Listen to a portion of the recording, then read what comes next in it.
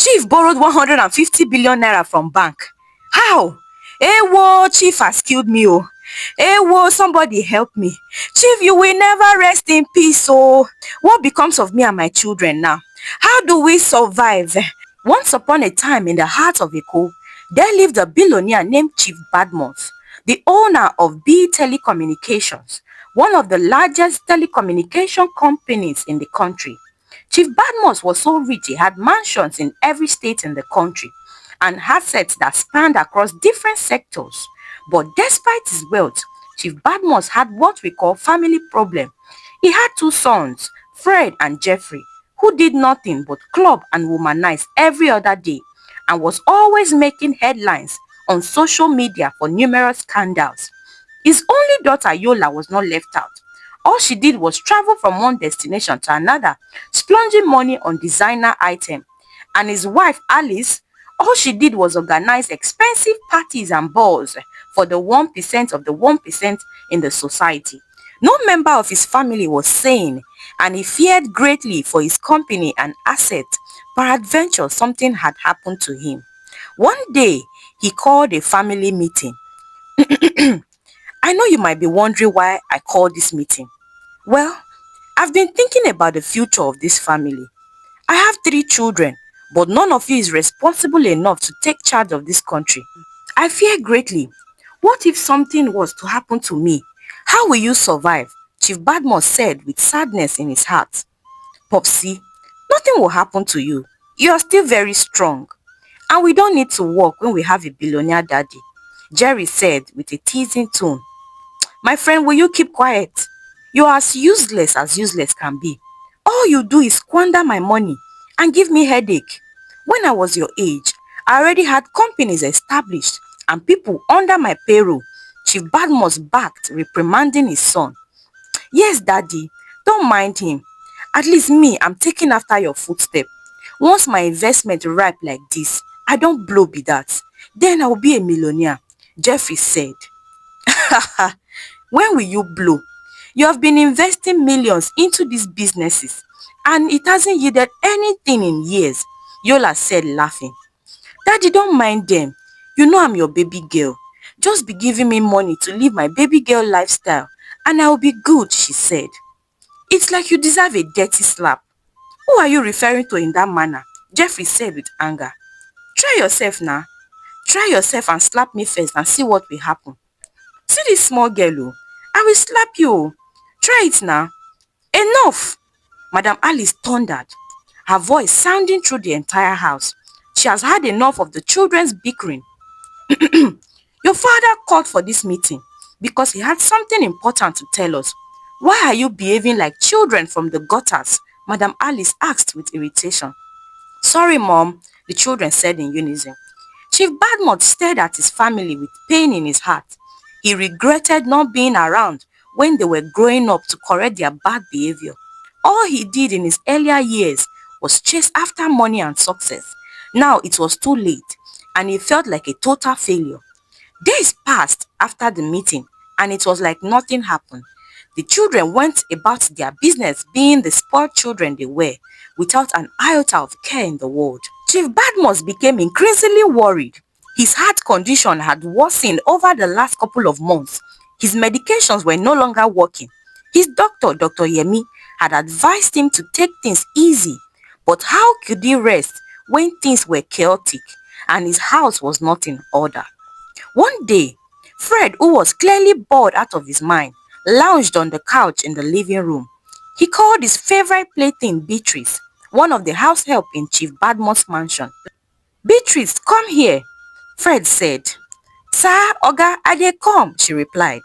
After some minutes, Beatrice came into the living room where Fred was sitting, flirting with him. Oga, see me, I don't come. What took you so long? Fred said. You don't know you are not supposed to keep your master waiting? Fred said, sounding annoyed. Sorry, master. I was cleaning up the kitchen before madam will return. Forgive me, she said, pushing up her breasts to entice Fred. Come here. Come to daddy. You know you should please me more. I am the heir to all the wealth in this family, Fred boasted. Yes, daddy. I'm sorry, Beatrice said, flirting some more. as she sat close to Fred on the couch. Shortly afterwards, Fred started touching Beatrice intimately. Beatrice panicked. "Daddy, let's go to the bedroom. Someone might see us," she said. "Relax. This is my house.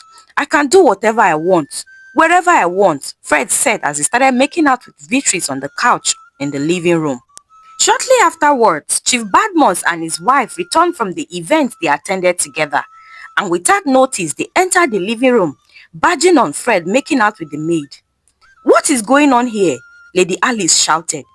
"Fred, what are you doing with this dirty thing? Have you run out of your classy girlfriend?" Lady Alice asked with anger on her face. "My friend, will you get out of here?" she said, pointing at the housemaid. Beatrice quickly picked up her clothes and scurried out of the living room with fear and terror on her face. But Fred was unfazed. It was like nothing just happened. Chief Badmus looked at his wife and son in shock at the scene that just played out. His wife didn't even scold his son for his inappropriate behavior with the domestic staff. All she said was, "What are you doing with this dirty maid?" Chief was surprised at how his wife has raised his son. No wonder they were wayward. He blamed himself for not spending enough time at home with his family. He sighed deeply, and just when he was about to take the stairs, Chief held his chest in agonizing pain. "Ah, my chest! My chest!" He fell on his knees in pain. "Chief, what is it? Daddy, what is it? What is the matter?" Lady Alice and Fred ran to his side in panic. "Chief, Daddy, talk to me. Daddy, what's going on?" Chief collapsed on the floor suddenly. Madam Alice screamed in terror. Fred ran out to call for help, and shortly afterwards, Chief Badmus was rushed to the hospital. Madam Alice and her children stayed all night at the hospital in fear. They hadn't heard any news from the doctor about Chief's condition. For the first time, the entire family was greatly shaken, but little did they know that the storm was just beginning. Dr. Yemi came out of the theater with a solemn look on his face, and the family rushed towards him. "Doctor, how is my husband? Doctor, how is Daddy?" Dr. Yemi shook his head with tears streaming down his face. "I'm sorry. Chief didn't make it.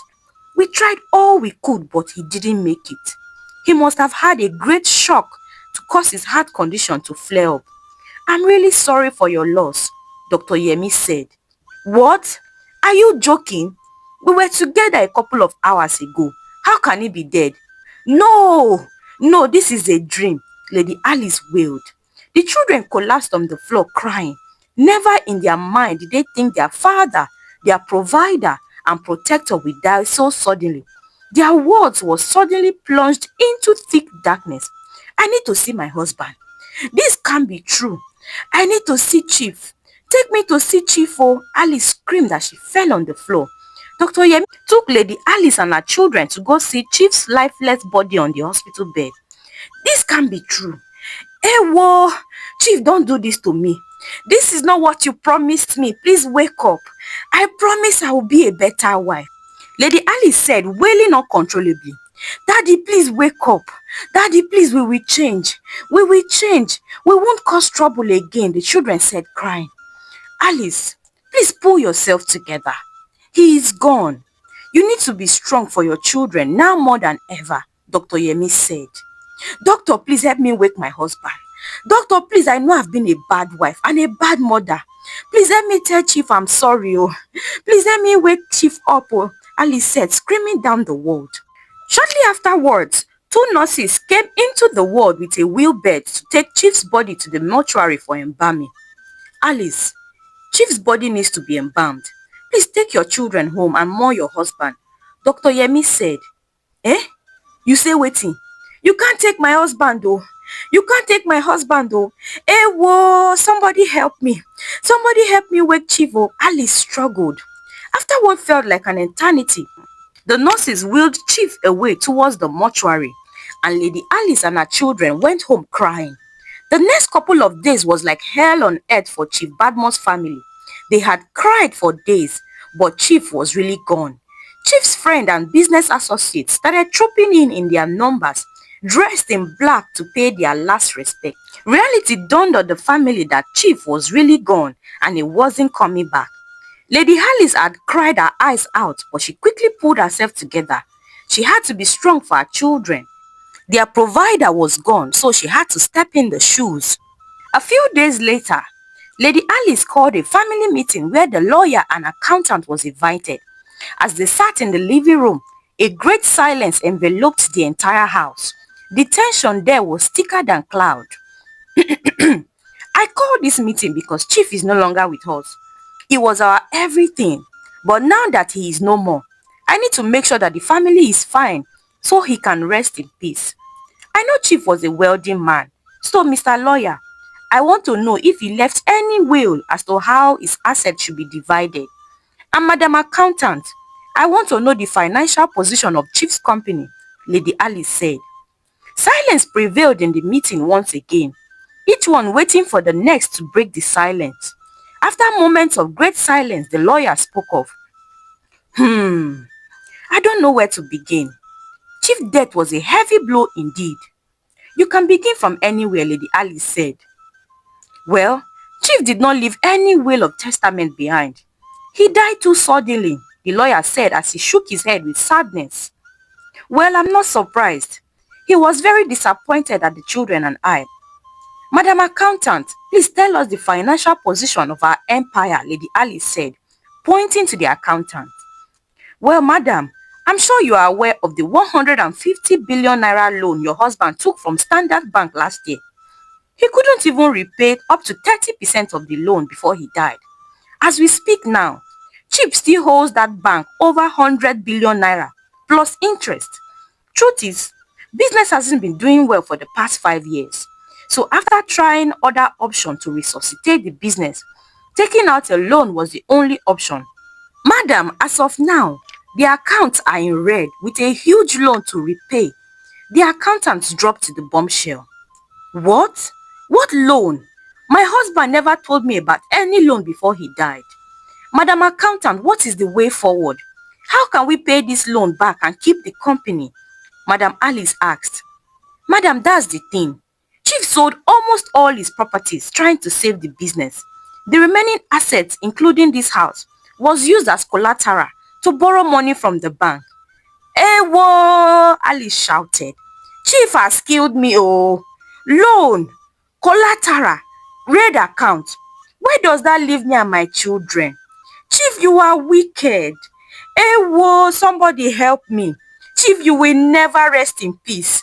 Alice wailed as she fell on the floor and cried bitterly. The children, seeing how things had gone so bad, started to cry too. Alice was desperate, not because her husband had just died, but because they were broke. Her and her children had enjoyed a life of luxury all these years, courtesy Chief. Now that he is gone, how will she cope? How will her and her children survive? Her world has turned upside down in a twinkle of an eye. And to make matters worse, she was a full-time housewife. She doesn't have a penny to her name. Chief gave her everything she wanted, so she never saw the need to work. And her children, they were spoilt brats from birth. Alice was thrown into a dilemma. A few weeks later, the bank people came bearing bad news. Madam, I'm sure you are aware that your husband borrowed a huge chunk of money from our bank, and we had an agreement on loan repayment. But for months now, we haven't seen any turnover from him, the banker said. Sir, please, Chief died a couple of weeks ago. We are still in mourning. We are struggling without him. Please give us a little time to rally round for help, Alice said with confusion and anxiety. Madam, we don't run a charity organization. This is business and an agreement was made. But your husband couldn't keep his part because of death. God rest his soul. But business is business. We are giving you and your children 14 days to pack out of this house. The bank is seizing this building because it was used as a collateral, or you pay the loan your husband borrowed, the banker said. 14 days? How do you expect us to get that kind of amount in such a short period? Please, sir, exercise some patience with us, Alice pleaded with desperation. But the banker did not listen. He served Alice an eviction notice, also giving her an option to save the properties by paying what Chief owed. Alice was distraught. She didn't know what to do or where to go. The only option was to call her husband's friend for help.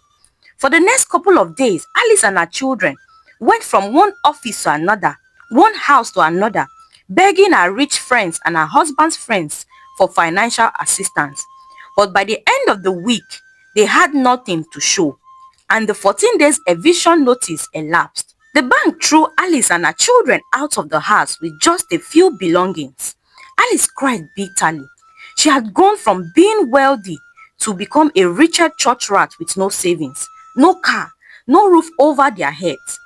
That day the rain poured down heavily and it drenched them with anger. Alice wailed for the rain to sweep her away, but it was impossible. The next day, Alice got a one-bedroom apartment with the money she got from selling her gold chain. They moved into the apartment with tears streaming down their faces, but this was their reality. Life had to go on, she thought to herself. She had to live for her 3 children. For the next couple of weeks, Fred, Jerry and Yola, who had never lifted a pen to work in their entire life, dusted off their certificate and went for job hunting. They had to look for how to make money to survive. Alice started a small kiosk in front of her house to support the family. They regretted all their behavior when they were rich. Alice regretted why she hadn't trained her children rightly. 2 years later, the once spoilt brats were now hard-working children with good respect for people. Poverty humbled them. Alice learnt a great lesson. None of her rich friends called her once or even stretched out a helping hand to her and her children, but she was grateful that they had managed on their own. One afternoon, as Alice sat inside her kiosk where she sells petty items, a black SUV parked in front of her kiosk. Who could that be? She muttered to herself. She got up from her seat to see who it was. When she approached the sleek car, a familiar figure alighted from the car. It was Chief, or his ghost. Fear gripped Alice and she ran back into her kiosk. "Leave me alone! You are dead. The dead and the living has nothing in common," she shouted. "Alice, it's me. I'm not dead," Chief Badmus said. "Eh? Am I dreaming or something?" "No, you are not dreaming, Alice. Please sit down, let's talk," Chief said. Alice was shaking with fear. It was her husband who died 2 years ago, hale and hearty, as if nothing had happened. So many questions were spinning in her head. But how? Are you not really dead? "No, Alice, I'm not dead. And I'm very real. You can touch me to confirm," Chief Badmus said, smiling. "What happened, Chief? We saw your dead body. We buried you. How come you are still alive?" "It's a long story, my dear. You see, everything was planned. You and the kids were misbehaving and I couldn't think of another way to correct your behavior. So I called Dr. Yemi, the lawyer, and the accountant, and we staged everything. Even the bank workers that threw you out of the house were paid to execute their roles. And I must say they acted marvelously well," Chief Badmus said with a crooked smile plastered across his face. Alice bursted into tears. "But why did you have to go that far?" she said. "Well, my darling, drastic times calls for drastic measures. I have been watching you and the kids from afar and I can say I'm impressed by how well you have carried on, and now I have come to take you back home," Chief said. Alice couldn't believe her eyes. It was like a dream. She pinched herself multiple times, but it was real. Her husband, whom she had thought was dead, was standing before her. That evening when the children returned home from work, they were shocked to see their father standing as if nothing happened. They wanted to run away, but their mother assured them that it was real. They cried bitterly as they hugged their father, who they had thought was dead and gone. And with that, they returned to their mansion and their empire, not as spoiled brats, but as changed people with a sense of duty and responsibilities with good morals. Thank you for watching. Let me know where you're watching from in the comment section below. And please don't forget to subscribe to our channel. Give this video a thumbs up if you enjoyed watching it. And like and comment on this video. And until I bring another interesting story your way again, bye for now.